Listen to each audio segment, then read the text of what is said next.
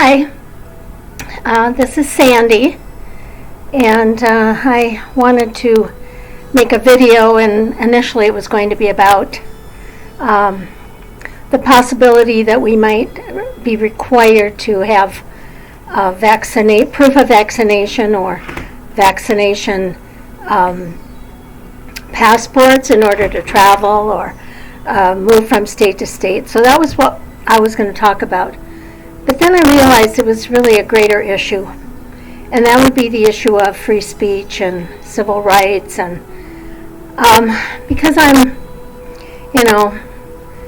wise, because of living for a very long time, and civil rights today are just guaranteed rights. There was a time in our past that we didn't have the freedom to speak our mind or to align our political, religious, philosophical ideas and views with whatever organizations or groups that we wanted to. This may end up being a history lesson, but back in 1950s, which I think was called the McCarthy era, McCarthyism, we didn't have the right to speak up. If we spoke up, we would be under investigation. We could be arrested. And anyone who had any affiliation with organizations that aligned with socialism or communism were followed, were tracked, were investigated, and arrested at times. And I had the privilege of meeting a gentleman who was right in the midst of that turmoil back in the 50s and 60s. And his name was Alva Bessie, and he was one of the blacklisted 10 writers from Hollywood because of his views. And he was just an amazing man. I met him. He had on a black cap, a hat, like a fedora hat, and a black cape. And he was the father of a producer of a video or of a movie that I was involved in. And he came to the premiere opening of the movie because his son was the writer and director of the movie. So it was pretty exciting. And that was back in the 80s, and that was beyond the time when Alva Bessie was under scrutiny for his political views. So today, we can speak up, we can have our affiliations. When I was in college in the 70s, I joined an organization. It was called Students for a Democratic Society, and it was I'm not even sure what you would call the organization, but it was political. And later, that same decade after I graduated, I worked for a company, Courseware Incorporated, and we had a government contract to develop the aircrew training program for the P-3 Navy aircraft. The P-3 Orion was used as a Cold War spy plane, and I think it's since then become unclassified, but at the time you had to have a top secret clearance to be able to work on the project at the Moffett Naval Air Station. And I was afraid that they would dig up my old affiliation with SDS, Students for a Democratic Society, and that might even prevent me from getting my clearance. But I passed, so it was okay. But since then, in addition to that, in the 60s, I traveled. I hitchhiked across Europe by myself.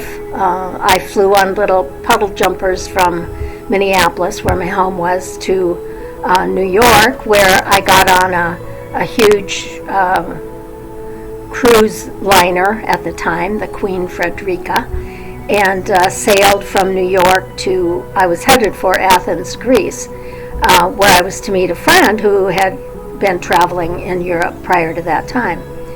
And passports were required at that time, as well as vaccination records. And you had to show proof of vaccination for typhoid, tetanus, yellow fever, malaria.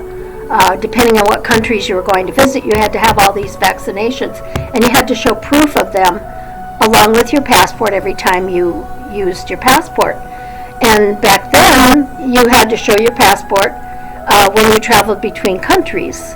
And countries had barbed wire to prevent people from passing without going through the checkpoints. So life was different. There were restrictions on life. Today, freedom is rampant, even in Europe and Eastern Europe, since the Berlin Wall came down and USSR was broken up, and all the countries developed their own identities. Life today, you just don't know how much freedom and free speech and the ability to join organizations because you align with their philosophies. So it wasn't always that way. At any rate, back to my little story.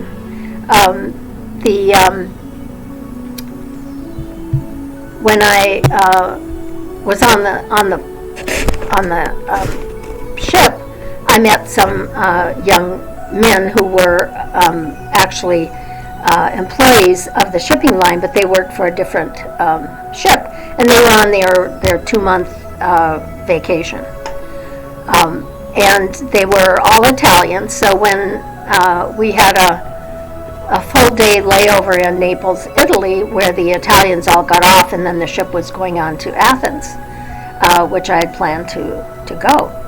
And so my friend, one of my friends that I'd met on the ship, his uncle was picking him up from the port, and invited me to get off the ship and go on a excursion, sightseeing trip of Naples.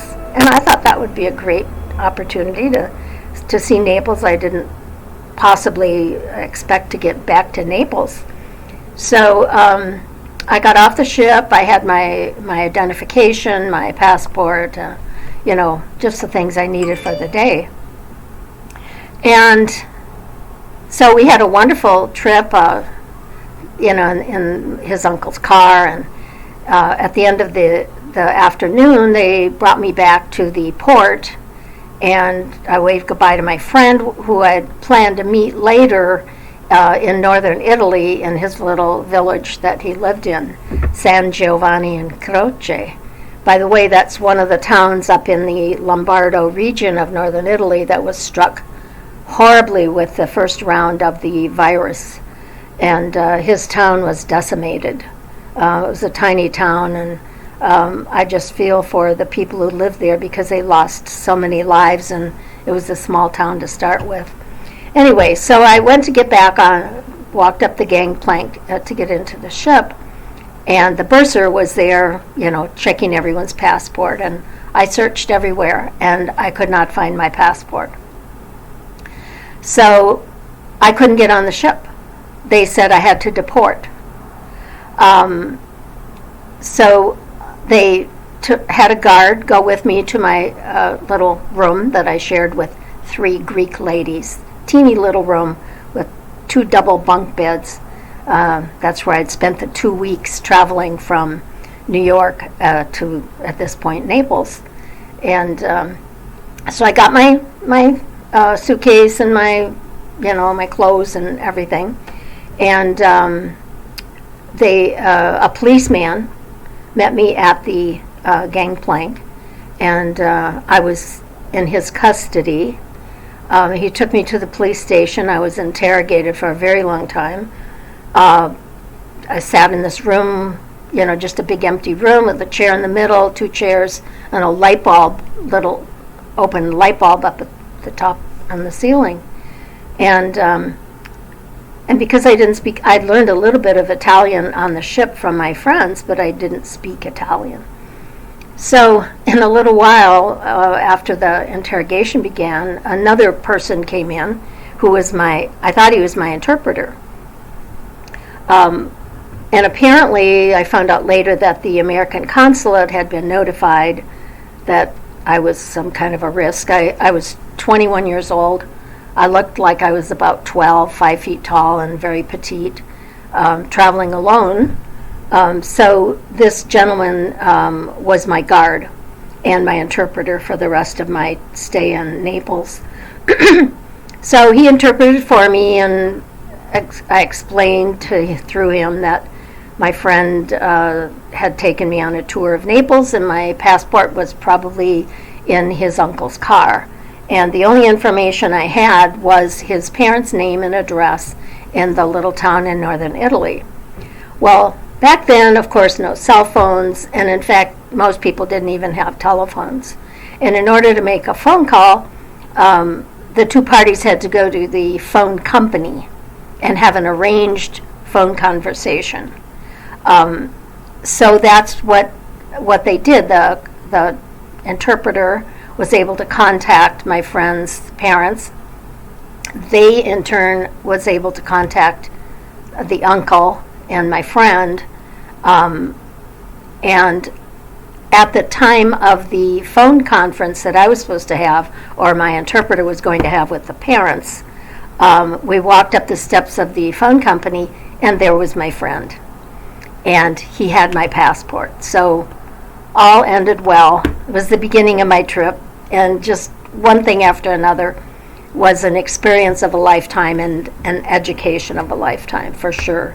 For me to see the differences in values and goals and aspirations of countries like the United States that had the freedom and the affluence and the social and economic mobility that we had at that time, compared to the rest of the world, the whole rest of the world. Not just Europe, but I traveled in the spring when most American travelers, students at least, traveled in the summer during their summer vacation. And I stayed at youth hostels during my whole trip and hitchhiked and took trains and wrong trains and ended up in places I didn't expect to be, and those were all adventures. But my kitty's coming up here to join me and messing with my light. But so I found out that social mobility and economic success was not necessarily the goal of many peoples of the world. And social interaction, family, personal relationships were all more important to many people that I met than was social and economic success. But we have that ability in the United States. Please protect our freedoms. We don't want to overthrow our democracy and become an autocratic state. Protect our Constitution and our. I mean, it's not always perfect, but we know that things change, and if you don't align with the political and philosophical demagogues of today, you know that tomorrow and 2 years from now, when we have another major election, and 4 years from now, that we have the opportunity to change and support the will of the majority of the population. But we have the right, the responsibility to support the democracy, which is ruled by consent of the majority. The majority doesn't rule in demonstrations and all what's going on in our country today. It's by consent. It's by who that majority votes in to maintain our democracy. So I just pray that everyone today will support our election and know that you will have another opportunity in 2 years and 4 years to change the direction that our democracy moves. But today we've already voted. We've we've made our choice.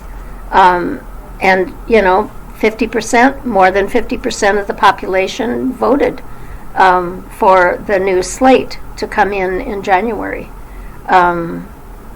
Protect our freedom, protect our democracy. Don't let it slip away into the hands of one person or one philosophy. I just thank you for listening, and sorry that I went on much longer than I intended. I only wanted to talk about vaccinations and the fact that in the past we had to prove that we had vaccinations in order to move between countries. And it may come to that because now we have so much more freedom to move about and, to travel from state to state and country to country. And if we have to show that we are vaccinated and am not a medical threat to other populations, then, go with it. It's to protect you and your loved ones and everyone around you. So, thank you for listening. I love you all, and please be safe and be healthy and be happy. Bye.